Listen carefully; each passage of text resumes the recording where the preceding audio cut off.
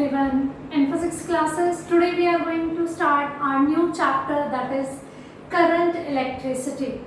We have done first and second chapter of the class 12, that is electrostatics. First chapter was related to electric charges and field, and second was related to electrostatic potential and capacitance.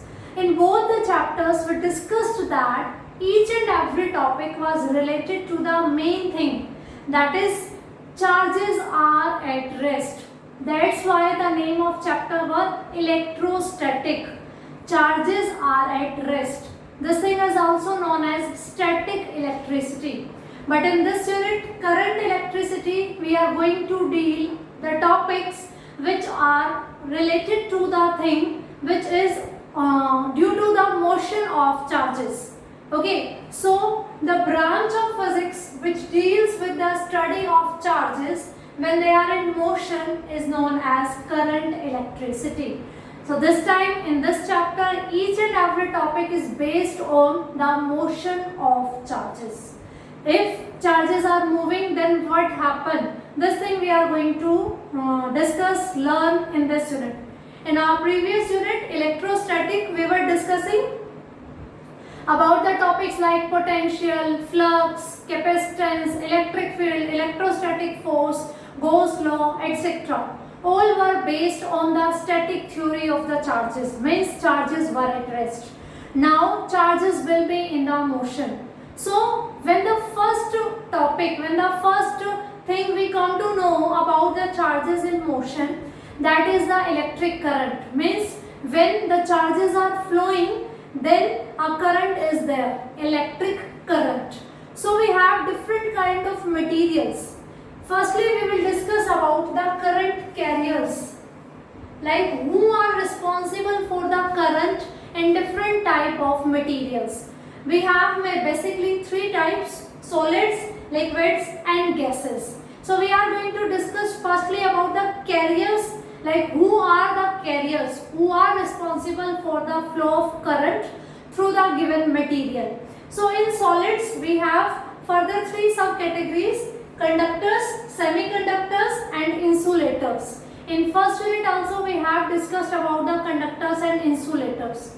Semiconductors we are going to discuss in detail in our last chapter, last unit, that is of semiconductors. Okay. So in conductors, we know very well conductors which allow the physical movement of charges through them, and in conductors free electrons we are having. We discussed so many times about these free electrons. Free electrons doesn't mean electrons are free to move. No, they are present in the last orbit. They are loosely bound with the nucleus. A small amount of energy is sufficient to make them free from the electrostatic force of attraction between them and nucleus. So these are the free electrons which are current carriers in conductors. If we talk about the semiconductors, then we discuss the N-type and P-type semiconductors. Their electrons and holes are the current carriers. This thing we are going to discuss in detail when we are going to discuss about the unit semiconductors. About conductors we have discussed so many times when it is required in the first unit, that is electrostatic.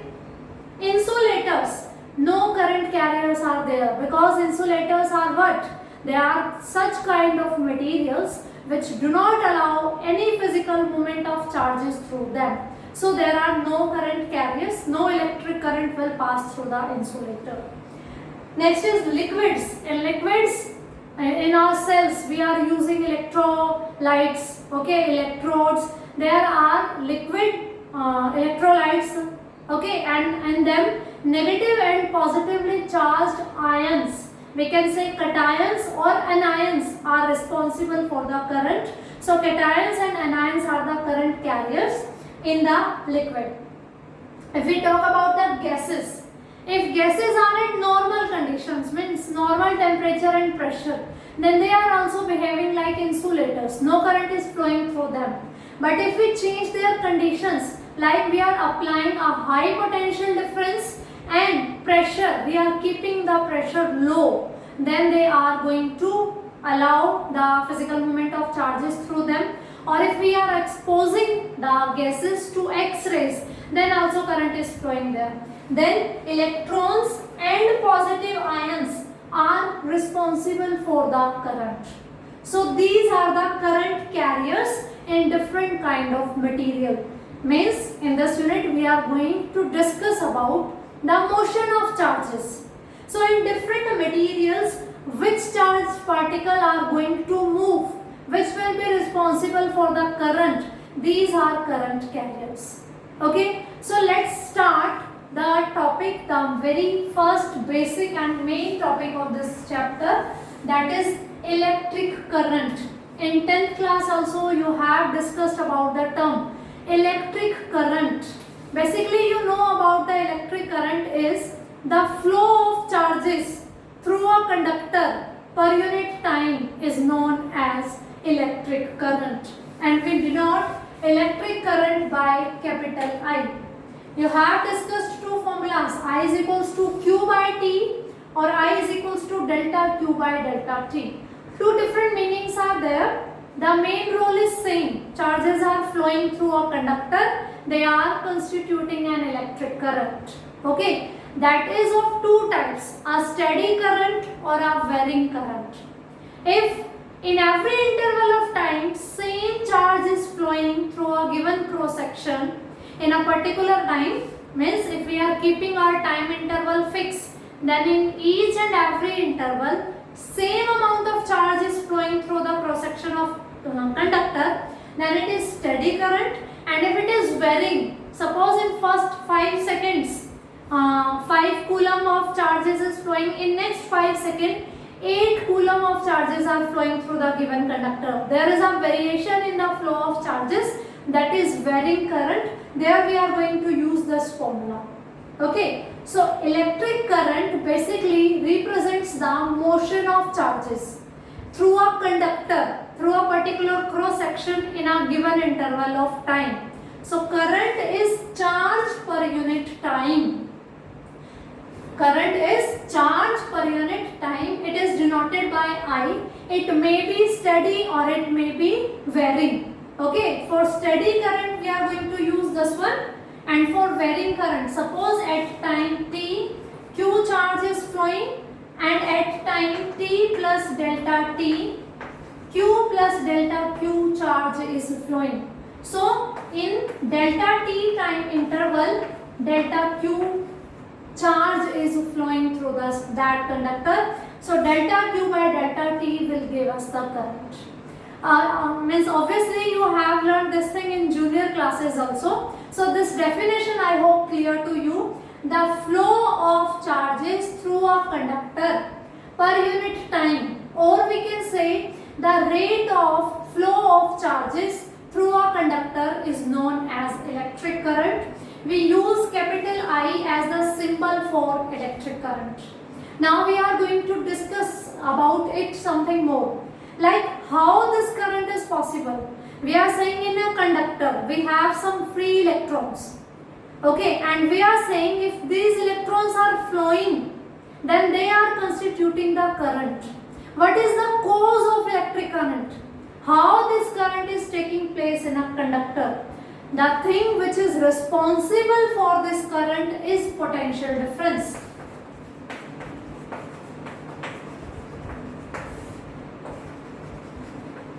Cause of electric current. The thing we have discussed, that flow of charges is electric current. But what is the reason? What is the cause of this flow of charges? That is potential difference. If we have a conductor, okay, these are having, this is having so many free electrons. Free electrons, they are moving randomly, okay. So the net flow, net electric current, if you say, the net flow is becoming zero because someone is moving in this direction, someone is moving in this direction. They are moving randomly here and there. But when we are connecting it to a battery, I hope this thing you also know, this is a symbol for cell. And if we are connecting two or more cells together, then they are forming a battery. Okay, when a conductor is connected with a battery, the bigger one, these are two electrodes, we can say the bigger one is represented by the positive terminal of battery or cell, and the smaller one is representing the negative terminal of the cell. When this battery, which is a source of potential, okay, we are connecting a conductor to it, then this positive and this negative potential is responsible for pushing these electrons in a particular direction. Okay, this positive charge of this terminal is going to attract these electrons. So all electrons will move in this direction towards the positive. So this particular managed system of the flow of charges is due to the presence, due to the connection of conductor with this cell or battery. So this cell or battery is the source of potential, and that is the cause of flow of charges. If no battery is connected here, no current is there. Okay, free electrons are there. They will constitute current only when they all are flowing in a particular direction in a systematic way. If we are not connecting the conductor with anything, they are moving randomly here and there, and net flow results will zero. Okay, the result output is zero because they are moving randomly. They all are neutralizing their effect. But when they are connected to a battery, they get a proper push. Okay, now they are moving in a particular direction, and this particular movement in a particular direction is responsible for the current. We are saying now flow of charges through a particular cross section in a particular time is known as current. Who is responsible for this? The term potential difference. And how can we maintain the potential difference? We are going to connect the conductor's two ends with the terminals of our battery, which is a source of potential, and that potential difference is responsible for this motion. Okay, so cause of electric current is potential difference. Whenever we want to flow the electric current through a conductor, we need to connect it by a cell or by a battery. Okay, so that we are maintaining a potential difference across its end, and that potential difference will force the charges to flow, and that is going to constitute the electric current. Okay, I hope the electric current, steady current, varying current, these formulas and the cause of electric current is clear to you. Now its unit is ampere. We are using so many units for different physical quantities. Length is measured in meter, area is measured in meter square, density is measured in mass per unit volume. So many things are there. In first chapter you have also discussed electrostatic force, Newton, electric field, Newton per coulomb, capacitance, farad. So we are using different units for different physical quantities. So ampere is the unit for measurement of the current. If we are talking about the current, it will be in the terms of ampere, 2 ampere, 5 ampere, 100 ampere, 1 ampere. So ampere is its SI unit. And further units you can derive. Milliampere will equals to 10 to the power minus 3 ampere. Microampere, it is 10 to the power minus 6 ampere, and so on. Okay, the same pattern we are following as we are doing in the other system, means other units of the other physical quantities. Okay, its measurement is done by some device. Of course, something is used for its measurement, whether the current is flowing or not, how much current is flowing through them. So we are using ammeter. So ammeter is a device which we are using for the measurement of current. Ammeter is a device used to measure the current, and ampere is the unit of current in which we are measuring the current. It is a scalar quantity. It is also having a direction. We are saying कि current is flowing in a a particular direction. And what is that direction?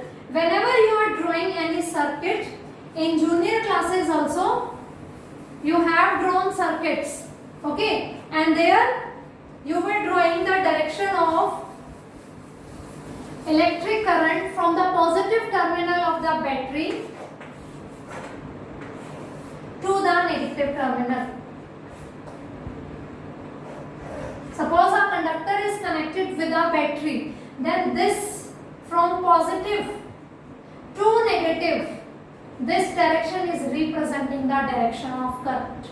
In your junior classes, you also have discussed this thing. The direction of current is always from the positive terminal of the battery to the negative terminal of battery. Okay, this is the flow of current. Now we are going to discuss about two things: electronic current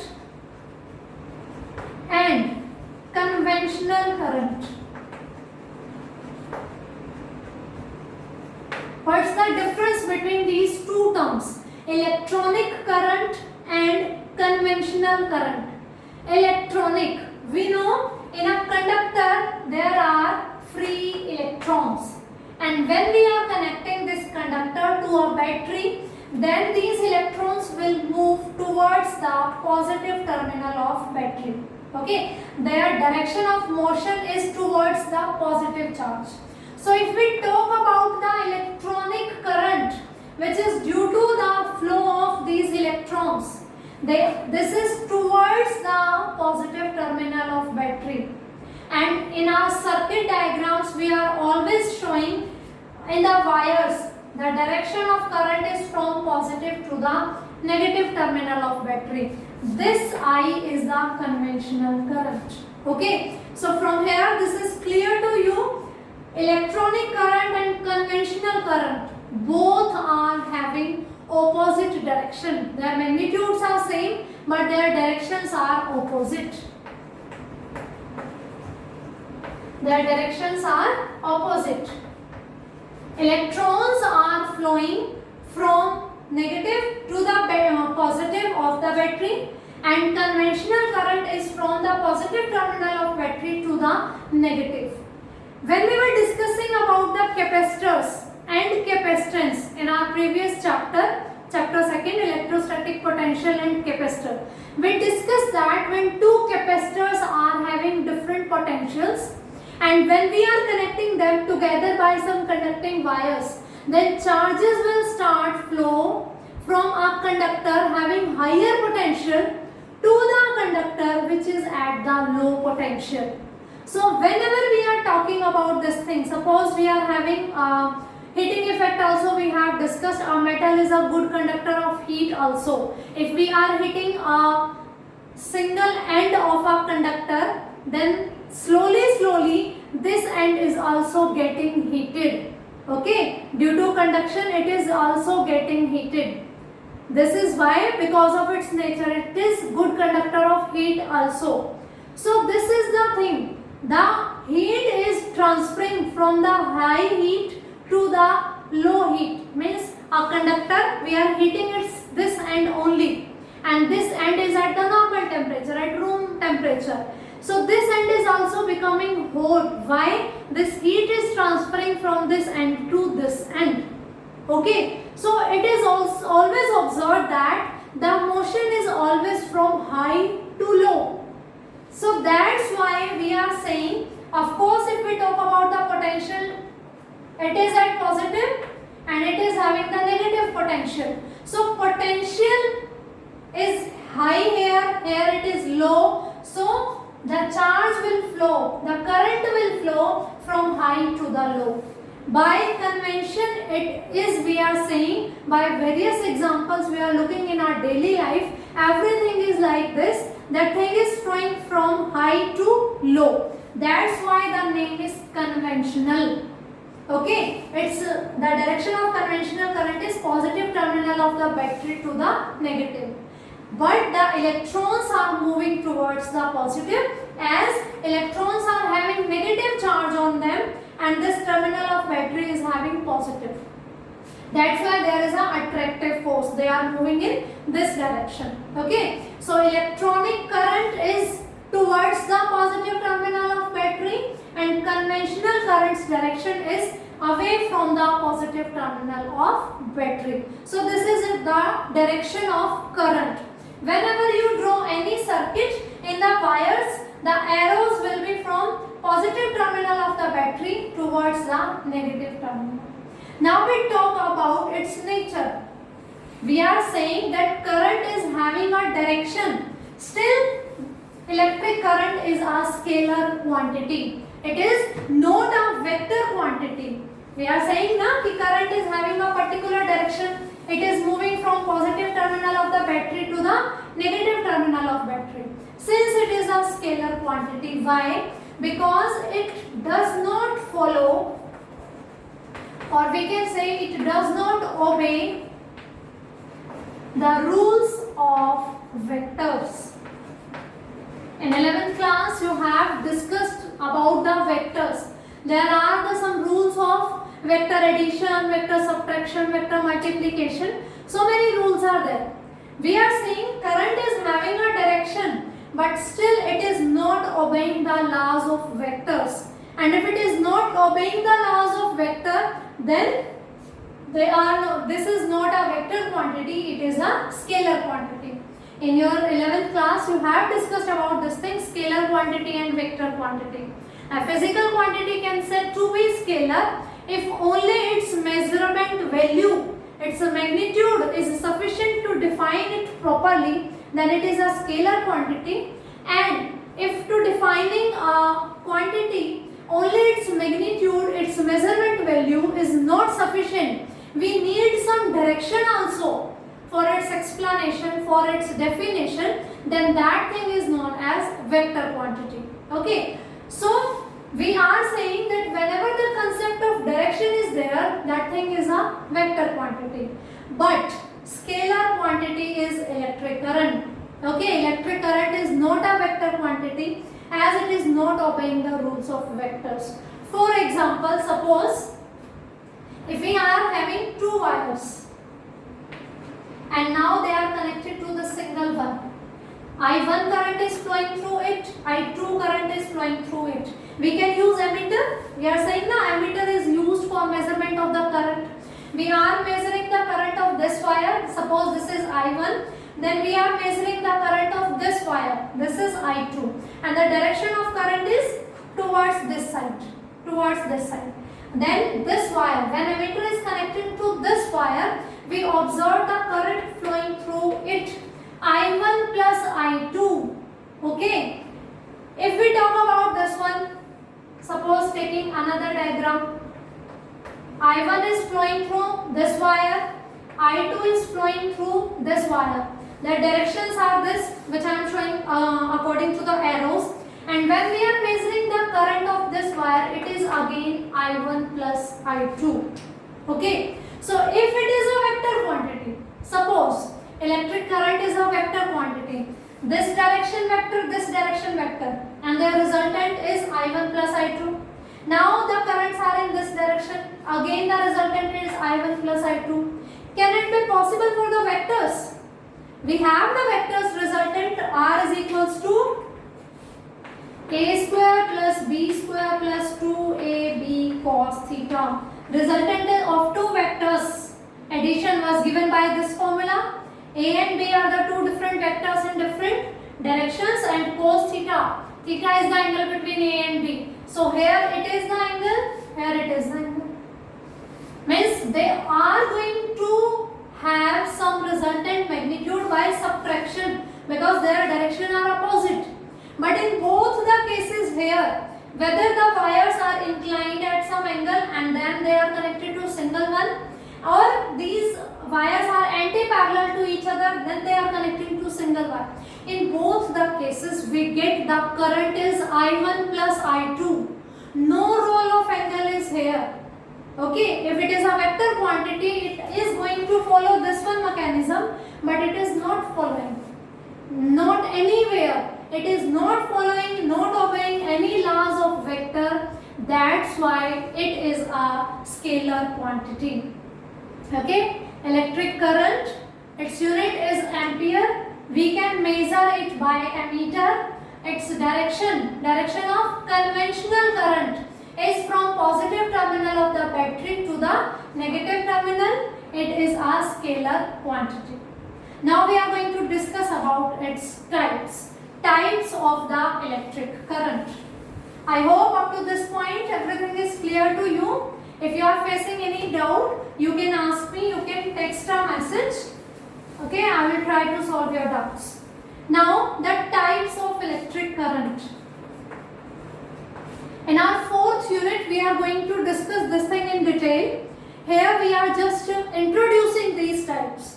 The types of current is of two types, AC and DC. AC is alternating current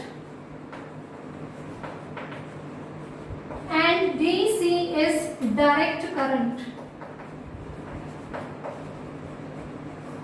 Through the diagrams, I would like to clear the difference between these two currents. Suppose on this axis we have time and on this axis we are representing the current. Okay, I am drawing two types of graphs.